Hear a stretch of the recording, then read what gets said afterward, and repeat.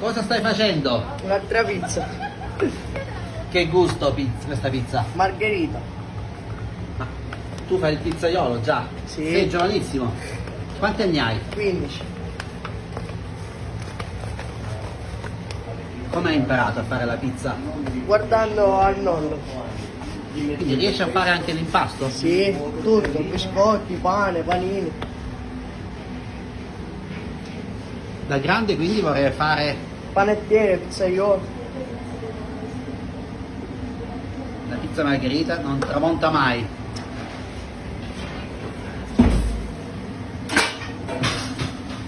Vuoi restare qui in Sicilia e continuare a lavorare nel tuo paese? Sì. E